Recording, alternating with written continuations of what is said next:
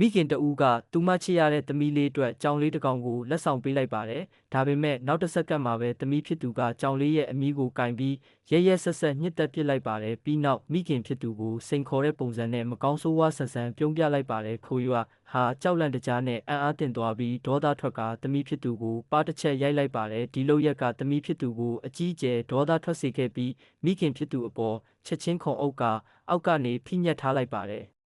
ပြီးနောက်အစိတ်ရှိတဲ့သူမရဲ့အမီးနဲ့မိခင်ဖြစ်သူကိုထိုးဆိုင်ဖို့ကြိုးစားပေမဲ့အရေးပေါ်အချိန်မှာပဲခွေရွာကသူမကိုပြင်းပြင်းထန်ထန်တွန်းထုတ်လိုက်နိုင်ပါတယ်။ဒါပေမဲ့မထင်မှတ်ထားတာကသမီးဖြစ်သူကတကားဖွင့်ပြီးထွက်ပြေးဖို့ကြိုးစားပါတယ်။အခြေအနေအရေးပေါ်ဖြစ်တာကြောင့်ခွေရွာကနေရန်မှာရှိတဲ့ကော်ပြားကိုယူပြီးသူမသတိမထားမိတဲ့အချိန်မှာရိုက်ချလိုက်ပါတယ်။အမှန်တော့ဒီသမီးဖြစ်သူဟာသူမကိုယ်တိုင်ရဲ့နာနဲ့တရိษံနာတွေကိုပေါင်းဆက်ပြီးဖန်တီးထားတဲ့မျိုးဆက်တတဝါမာစတာတကောင်ဖြစ်နေတာပါ။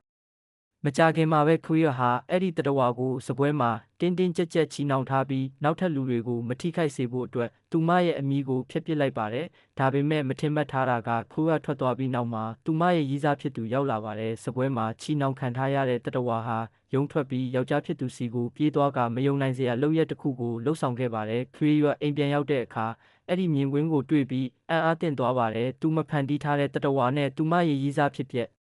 နေတာကိုတွေ့ပြီးကြောက်လန့်သွားကအိမ်ကနေထွက်ပြေးသွားပါတယ်။ယောက်ျားဖြစ်သူကလိုက်ချော့ပေမဲ့မရခဲ့ပါဘူး။ဒါပေမဲ့သူတို့နှစ်ဦးပြန်လည်အဆင်ပြေပြီးတဲ့နောက်အိမ်ထဲလေးစီပြန်ရောက်လာတဲ့အခါတတဝါလေးတေဆုံးနေတာကိုတွေ့လိုက်ရပါတယ်။ခွေးရဟာစိတ်မကောင်းဖြစ်ပြီးရီးစားဖြစ်သူနဲ့အတူမြေမြုပ်လိုက်ပါတယ်။ဒါပေမဲ့သူတို့ထွက်သွားပြီးနောက်မှာတော့အဲ့ဒီတတဝါကမြေကြီးထဲကနေပြန်ထွက်လာပါတော့တယ်။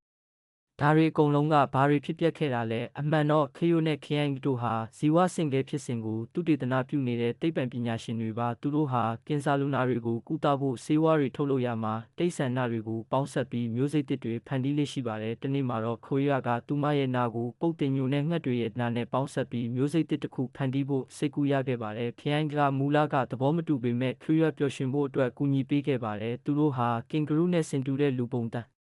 ထန်ရှိတဲ့တရဝါတစ်ကောင်ကိုမွေးဖွားပေးနိုင်ခဲ့ပါတယ်။အဲ့ဒီတရဝါဟာလူစကားနားလည်နိုင်တာကိုတွေ့ရှိပြီးနောက်မှာတော့သူတို့ရဲ့သူထေးမသိအောင်မြေအောက်ခန်းမှာလှုပ်ဝက်မွေးမြူခဲ့ကြပါတယ်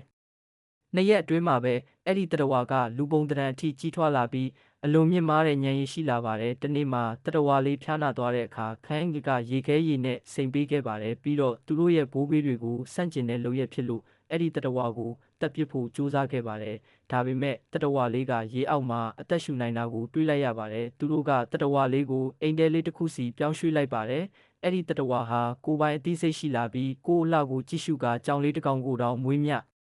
ဟူလာပါတယ်တနေ့ညမှာအပြင်ထွက်ချင်တယ်လို့ပြောပေမဲ့ခူယူကခွင့်မပြုတဲ့အတွက်သူယူတုံပြီးပစ္စည်းတွေကိုဖျက်ဆီးကပြတင်းပေါက်ကနေအတောင်ပံတွေကိုဖြန့်ကျက်လိုက်ပါတယ်။ဒါကိုတွေးတော့ခူယူနဲ့ခန်းကြီးတို့အံ့အားသင့်သွားပါတယ်။နောက်ဆုံးမှာတော့အဲ့ဒီတတဝါဟာမပြန်တမ်းသွားပဲခန်းကြီးကိုတင်းတင်းကြပ်ကြပ်ဖတ်ထားပါတယ်